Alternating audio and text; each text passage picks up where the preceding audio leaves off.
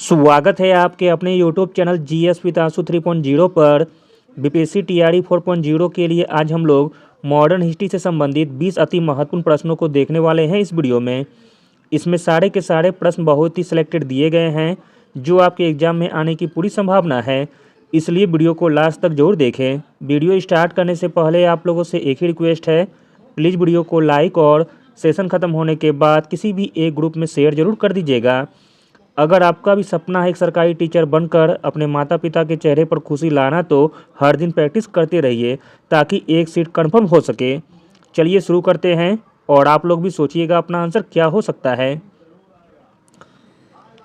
पहला प्रश्न है, प्रश्न इंपॉर्टेंट है और पहले भी पूछा गया है एग्जाम में।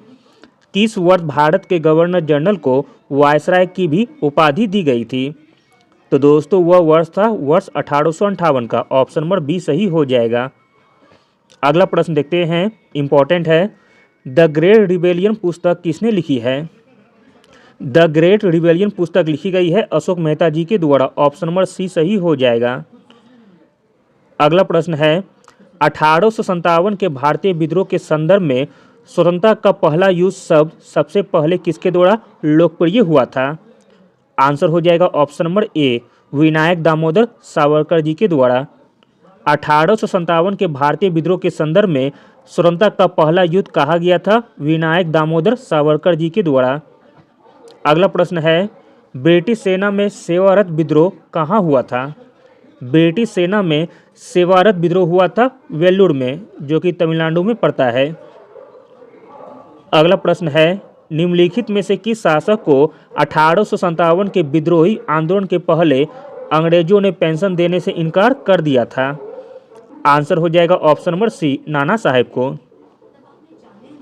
अगला प्रश्न है, 1916 में स्थापित इंडियन होम रूल लीग के प्रथम अध्यक्ष निम्न में से कौन था? प्रश्न इंपॉर्टेंट है। 1916 में स्थापित इंडियन होम रूल लीग के प्रथम अध्यक्ष थे जोसेफ बेपिस्टा। ऑप्शन नंबर सी सही हो जाएगा।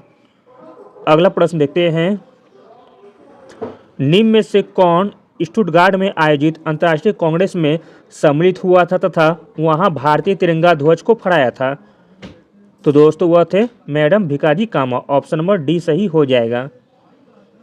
अगला प्रश्न है, 1943 में सुभाष चंद्र बोस ने स्वतंत्र भारत की सरकार का गठन कहाँ किया था? आंसर है ऑप्शन नंबर बी, सिंगापुर में। अगला प्रश्न देखते हैं, 1906 में बॉम्बे में किसने डिप्रेस क्लास मिशन सोसाइटी की स्थापना की थी? 1906 में बॉम्बे में डिप्रेस क्लास मिशन सोसाइटी की स्थापना की गई थी बी.आर. शिंदे जी के द्वारा। ऑप्शन नंबर डी सही हो जाएगा। अगला प्रश्न है, ऑल इंडिया अनटचेबिलिटी लीग जो कालांतर में हरिजन सेवक संघ के रूप में जाना गया, इसका गठन कब हुआ था? आंसर है ऑप्शन नंबर सी, 30 सितंबर 1932 को। ऑल इंडिया अनटचेबिलिटी लीग, जिसको बाद में हरिजन सेवक संघ के रूप में जाना गया, इसका गठन किया गया था 30 सितंबर 1932 को। अगला प्रश्न देखते हैं, अखिल बंगाल सविनय अवज्ञा परिषद का गठन निम्नलिखित में से किसने किया था? अखिल बंगाल सविनय अवज्ञा परिषद का गठन किया गया था जे.एम. सेनगुप्ता जी के द्वारा। ऑप्शन नंबर ए सही हो जाएगा।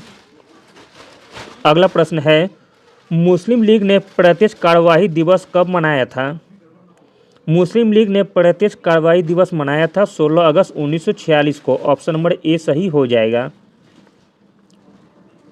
अगला प्रश्न देखते हैं, सारे जहां से अच्छा हिंदुस्तान हमारा के लेखक मोहम्मद इकबाल ने मुस्लिम लीग के किस अधिवेशन में उत्तर पश्चिमी भारतीय मुस्लिम राज्य के निर्माण पर बल दिया था? आंसर हो जाएगा ऑप्शन नंबर बी, 1930 में।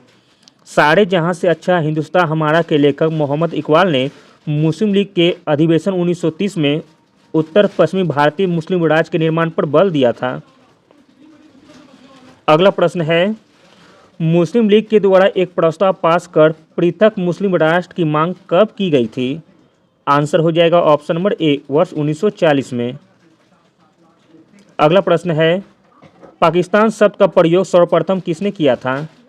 पाकिस्तान शब्द का प्रयोग सर्वप्रथम किया गया था चौधरी रहमत अली जी के द्वारा। Option number B.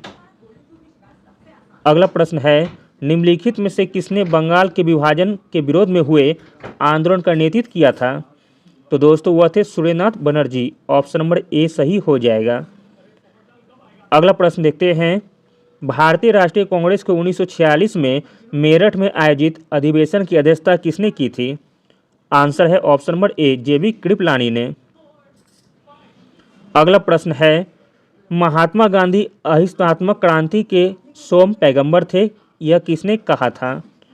तो दोस्तों यह कहा गया था लैरी कॉलिंस और डोमिनिक लेपियरे के द्वारा। ऑप्शन नंबर सी सही हो जाएगा।